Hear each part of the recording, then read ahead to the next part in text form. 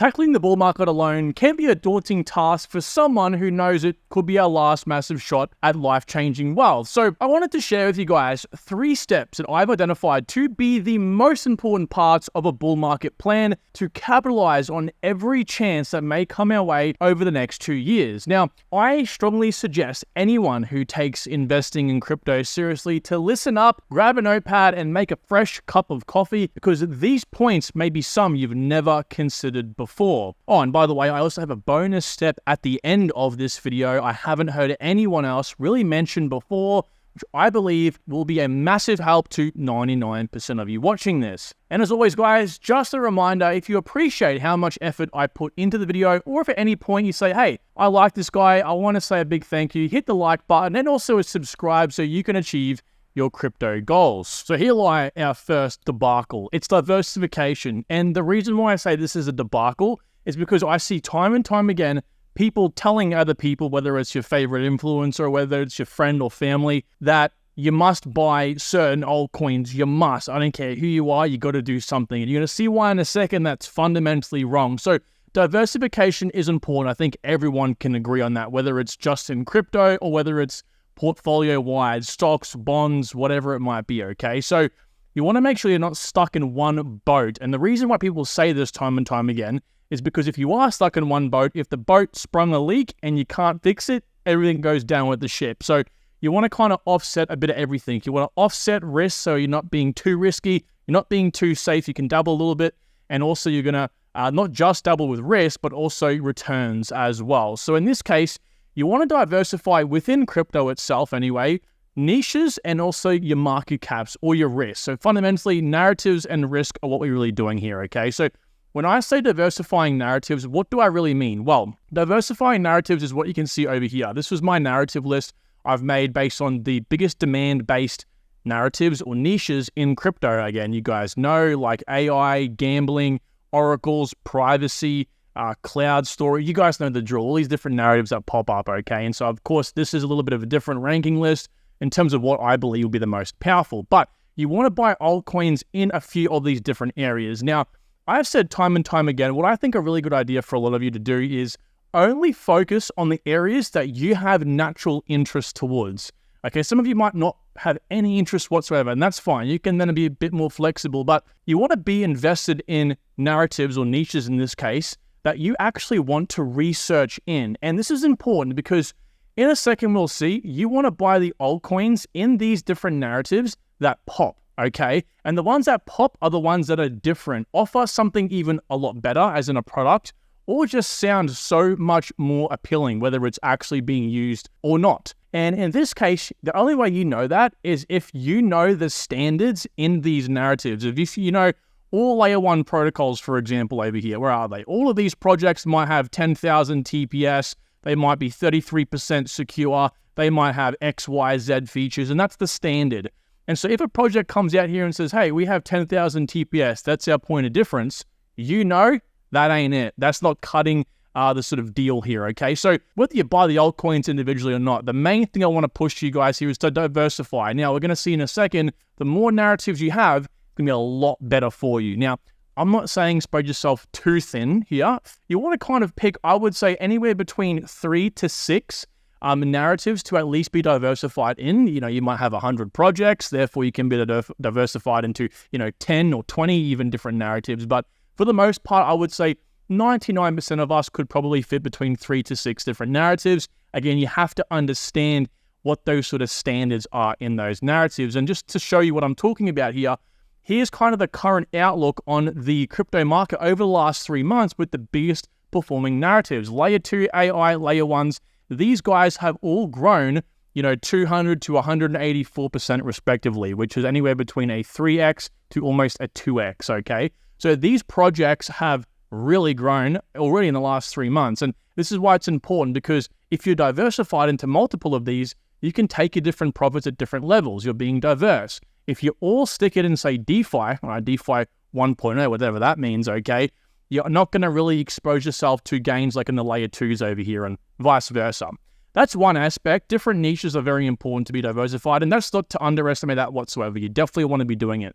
But the next thing is also diversifying via market cap, or what I would consider risk, okay? You want to be hedging into different areas. Now, time and time again, I tell you all, the most important thing to do, lay the foundations when you're investing in crypto, is to ask yourself the question, if it was late 2025, if you exit the bull run, okay, and you have $100,000 you've put in overall, and let's say if I took away $50,000 or a certain percentage of your money you put in, what would you be comfortable with leaving, okay? You've made nothing, you've just made a loss. What would be that percentage? And the reason why I ask this is because that percentage that you can afford to lose would be you buying projects in the red and yellow categories, which is basically the different market cap sizes, right? Anywhere between the 1 million to 100 million, the high risk, all the way up to the 100 million to 1 billion risk categories, okay? And forget the percentages, this is just to show you the example over here, but you kind of want to have a mixture between these, which are very risky projects that offer you higher rewards, lower market caps, and also the ones over here in the dark green and light green that are between the 1 billion to 25 billion and 25 billion plus projects, in which you can do a few things. One is offset the gains that you miss out from buying these sort of projects with these projects, okay? And also it works the other way around too. Offset the risk that comes with these projects with the higher projects. So you can see already we've diversified multiple ways. We've diversified based on the narratives or when our projects will pump, and you'll see why in a second here it's important we do that, but also the risk, okay? And so what it kind of looks like is this. So your dark green projects are your wealth preservation projects, okay? And then your red ones, or at least all the way through, are your wealth creation. You want to be kind of well balanced between preservation and creation, and just understand that you have these people saying to you, you got to buy half your Bitcoin, or half your portfolio has to be Bitcoin and Ethereum. Well, that might not be for you, okay? Because you might be someone who can take more risk on, and we'll see in a second, you might be someone who also wants more multiples out of the market. But generally speaking, there's no guarantee in crypto. There's no such thing, even with Bitcoin. But the way I can best describe it is these top projects are quote unquote guaranteed. We have these projects again, light green over here, Hedera, ICP, Celestia, Near Protocol. These are again I would say between the wealth preservation and touching on the middle ground between wealth creation, because there are still high multiples for some of these projects. Yellow is a bit of a mixture between the risk and preservation and creation. And then of course the red projects, the low micro caps, fundamentally speaking, are wealth creation. We can make big 100x gains. Of course, that comes with the addition of extreme risk. And this is what you want to do. In this example over here, right, this is a make-believe portfolio, and I've ticked off 8 different narratives in here. So that's good. All very powerful narratives. Again, you want to make sure there's going to be demand coming into the narratives, all those sort of niches in 2024 and 2025. And then we can look at, roughly speaking, the average, right? Rough speaking, each of these different categories, you can kind of roughly say we'll get a certain amount of multiples. For the most part, these ones between a 5 to 10x, these ones between a 15 to 10x, these ones likely anywhere between like a 40 to maybe even a 15x, and these ones can be anywhere from a 40x plus, basically. And you can kind of work out, roughly speaking, what you'll get. But just remember, this is the start. This is just diversification, okay? We'll get into some more aspects in a second that actually will help you achieve these multiples. But on the last point of diversification, I want to again touch on the topic of, hey, you got to buy Bitcoin and Ethereum. You'll see all the time people saying this is your portfolio, you got to buy 50% Bitcoin and Ethereum at least. And I don't agree with that at all. And I see in the comments all the time, why no Bitcoin? Why no Ethereum? Well, put it this way, guys. If you're someone who's looking for a 50x, that's your goal. You've said to yourself, hey, Kyron, my goal in crypto is to achieve a 50x because, and again, materialize your goals here, I need to buy 10 properties in 2025. So I need $50 million, for example. I need 100x or 50x. And so why would you buy Bitcoin and Ethereum? They're safe, but you're going to likely get a 5x out of the projects, maybe a 10x best world case, but you're pushing the limits now. So consider your ROI target. Don't listen to people telling you got to buy these things, okay? Definitely don't buy too risky projects, but consider your risk management and consider your diversification among the market cap levels. And this is the best way to do it. And the second step here is to consider cash.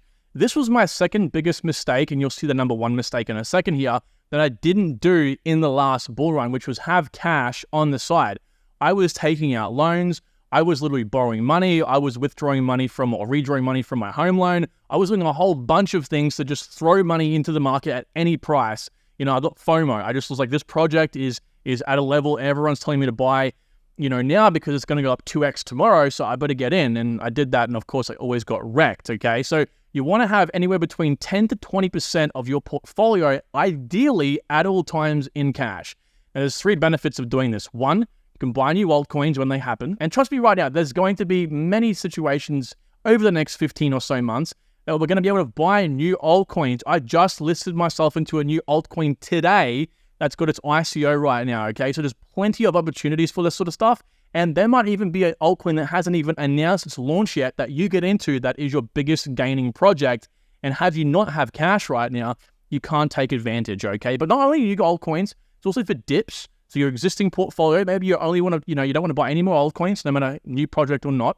And so you're thinking to yourself, okay, well, I want to continue to buy these projects, even if they are high prices, you're still getting your money back, right? So it affords you the opportunity to buy the dip, even if the dip keeps on dipping, okay? And number 3 is one that people always tend to forget, and that's you can use it just in case you have an in real life or IRL emergency. This is called a firing extinguisher account, whatever you want to call it, right? A lot of us have more than 90% of our net worth in crypto right now. And so I think it's always a smart idea to have a little bit of that just in case something really bad happens in real life. Your car breaks down, you have an accident, God forbid, and you need some extra cash. The last thing you want to do is pull crypto out of crypto. That's in, let it stay, especially if you bought at lows. So cash is a big one in this case. And this is a make-believe portfolio I just made up for this video's sake. And you can kind of see over here, I think a reasonable level would be anywhere between 10 to 20%. I think a little bit too much cash, like over 30% in this case, would be kind of detrimental because you don't want to be too out of crypto right now. I think you can be a little bit too much out. Like if you're 50% cash, for example, that's a bit extreme. So I would say run it per your situation. But of course, this is not financial advice. Do what you want with the information. So you guys want my biggest issue that I had in the last bull run? Well, of course, you've heard it time and time again, is exit plans. But most importantly, what I want you guys to remember here is reassessing your exit plans. Don't keep it static. Markets aren't static. They don't just stay the same. Nothing in life stays the same apart from a few things like your taxes, for example. So you don't want to be like setting all these exit plans up that you might be doing now, which big props to you because you're definitely will benefit from that. But you also don't want to leave them set and forget. You want to reassess. And as I said before, like at least right now, every few months, maybe 6 months for now. And then as we get closer into 2024 and 2025, every 2-3 months. But my biggest issue again was not having an exit plan at all, nor did I even would think to reassess it. Okay. And this is going to be a very big eye-opening moment for a lot of you, I think, because I, in preparation for this video, was watching another person's video and a very big influencer on YouTube here, and they were saying something very concerning, right? And it'll be here in a second. So be very careful waiting for the overall market to go up. You may hear people say, and this is what he said, I'm waiting for Bitcoin to go to $200,000, then I'm selling all my tokens. Verbatim, what he said. And that shocked me, and it kind of helped me form a better picture for you all in this case here. Because this is, I think, a mindset a lot of us do share, and it's for good reason. I think it's very natural to think like that.